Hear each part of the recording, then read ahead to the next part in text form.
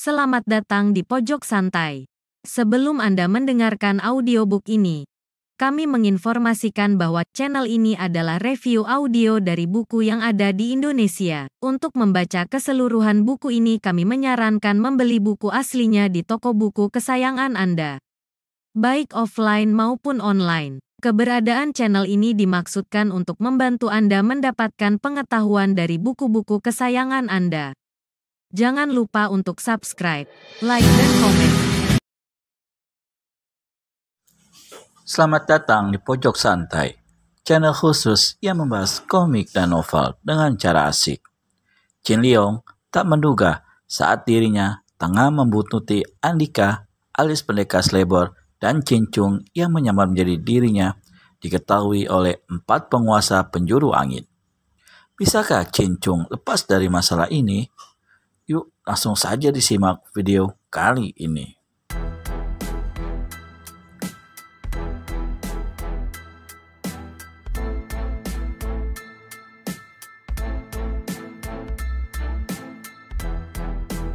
Sring!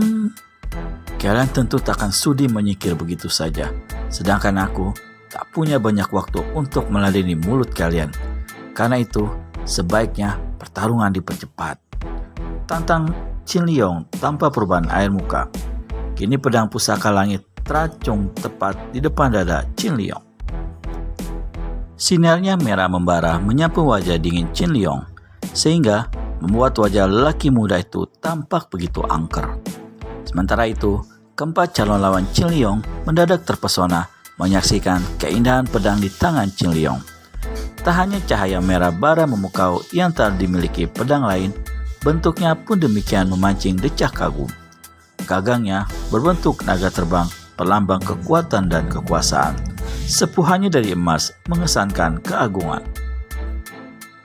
Sedangkan bentuk batangnya memiliki beberapa lekukan di ujungnya bagai ekor naga. Apakah aku tak salah lihat? Bukankah itu pedang pusaka langit yang menggegerkan dunia persilatan 500 tahun yang lalu? Desis si pembawa badai tak percaya. Mimik mukanya seperti seorang yang menyaksikan Taman Firdaus di depan mata. Sementara itu, lain lagi sikap yang diperlihatkan Dewi Seribu Diri. Tiba-tiba saja, dia sesegukan bercucuran air mata. Sambil menyapu air mata dengan punggung tangan, dia berbicara seperti nenek tua yang terharu karena diberi sirih. Oh, indah nian pedang itu. Alangkah bahagianya jika aku memilikinya. Tampaknya penyakit bawaan wanita itu mulai kambuh kembali. Pedang ini memang pedang pusaka langit, ujar Chin Leong. Kalian tentu tahu pula dari cerita rakyat kalau pedang ini akan meningkatkan kemampuan seseorang berlipat ganda. Kini pedang di tanganku, maka kuperingatkan pada kalian agar segera menyingkir dari sini. Mendadak saja, tiada angin, tiada hujan, Dewi Seribu Diri cekikikan meski wajahnya masih dibasahi air mata.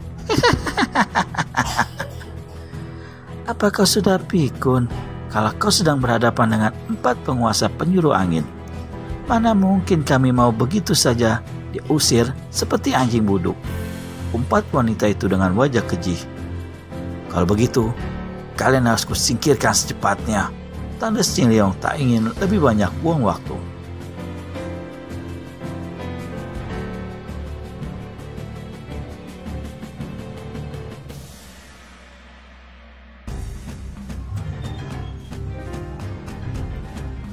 Lalu dengan keyakinan dan sedikit kenekatan, pemuda itu meluruk ke arah keempat tokoh sesat itu. Padahal selama ini dia tak pernah sekalipun ingin bermimpi untuk menghadapi. Ya, bahkan sekedar bermimpi. Swing! Di lain tempat, tepatnya di ruang bawah tanah benteng kuno, Andika dan Chin Chung yang mengaku sebagai Chin Leong dengan mudah memberesi 5 penjaga penjara tua tempat Putri Yinglian disekap. Setelah mendapat kunci, pendekar Slebor bergegas membuka jeruji baja penjaga. Di situ, putra mahkota kerajaan itu ditemukan dalam keadaan menyedihkan. Wajah, tubuh, dan pakaiannya kumal. Wajahnya yang cantik tampak memucat. tangannya yang terentang ke atas terbelenggu rantai baja. Seluruh tubuhnya tampak lemah tak berdaya. Andika yakin wanita itu dalam pengaruh totokan. "Putri, kau tak apa-apa?" tanya Andika khawatir sesaat setelah melewati pintu penjara. Didekatinya Putri Yinglian untuk membebaskan tangannya dari belenggu baja. Kau kah Andika?" tanya Putri Yinglian lirih. "Iya, ini aku," jawab Andika seraya berusaha memapah tubuh Putri Yinglian yang hendak terjatuh ketika belenggunya terbuka. Di belakangnya, Cincung yang mengendap-endap halus melepas pedang yang dikira pedang pusaka langit dari belakang punggung Andika. Gerakannya begitu hati-hati sehingga telinga seorang pendekar yang terlatih seperti Andika tak mau menangkapnya. Agaknya siap menjemput si pendekar Slebor. Jarak yang demikian dekat membuat Andika tak akan mungkin sempat lagi menghindar jika pedang itu terayun cepat. Mungkinkah nyawa pendekar Slebor telah tiba di ambang maut? Ternyata di luar perhitungan Cincung sama sekali. Sepasang telinga Putri Yinglian yang sudah menjadi pengganti matanya masih mampu menangkap desing amat halus. "Andika, awas di belakangmu," sentrak Putri Yinglian memperingatkan. Pada saat yang bersamaan, Cincung mengayunkan senjatanya tepat ke tengkuk Andika. Kalau saja yang diserang bukan pendekar Slebor, seorang jago tanah Jawa Dwipa yang memiliki kecepatan seliuman, sudah tentu pedang haus darah itu akan segera menemui sasaran. Zing! Sekejapan sebelum mata pedang sampai di tubuhnya, Andika telah lebih dahulu melesat ke belakang. Langsung dilewatinya tubuh Cincung sambil membopong Putri Yinglian sekaligus. "Kau!" geram Andika begitu kakinya mendarat. Kini baru disadari kalau dirinya telah termakan tipu daya Cincung. "Kau terkejut pendekar bodoh. Sekali lagi kau terkecoh bukan? Aku memang Cincung, terpaksa saudara kembarku di goa sejuta lintah karena terlalu memaksaku." Sesumbar Cincung pongah. Pendekar Slebor segera meletakkan tubuh wanita yang dibopongnya ke sudut penjara. Dia harus bersiap menerima serangan lawan karena gelagatnya sudah makin memburuk. "Dan kau lihat ini, Tuan Pendekar Dungu," Cincung mengacungkan pedang tinggi-tinggi. "Inilah pedang pusaka langit. Berdoalah untuk mati, karena dengan pedang ini aku mungkin bisa lebih cepat mengirimmu ke dasar neraka." Pendekar Slebor mengepalkan kedua tangannya dalam geram tak terhingga. Berbareng dengan itu, rahangnya mengejang dan matanya berkilat murka. Ia pernah merasakan bagaimana kehebatan tenaga lawan yang telah diperkuat kesaktian pusaka langit di Danau Pancawarna dulu.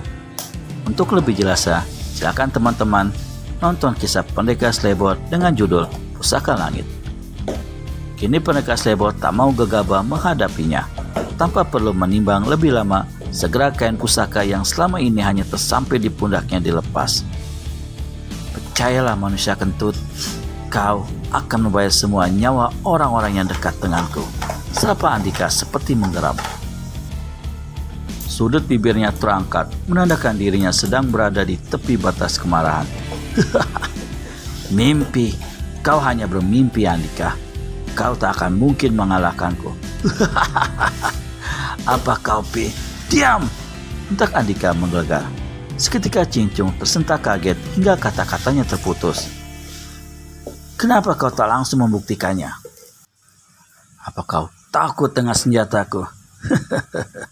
kata Andika sambil menyeringai. "Asal kau tahu saja, kainku ini biar butut bisa dipakai membuntal manusia kentut macam kau. Kau boleh menyebutnya buntalan kentut, tapi akan membuatmu terkentut-kentut. Ya, meskipun kau berusaha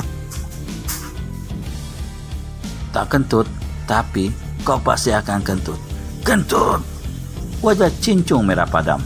Tak ada manusia waras yang sanggup menerima celaan keterlaluan Pendekar Slebor.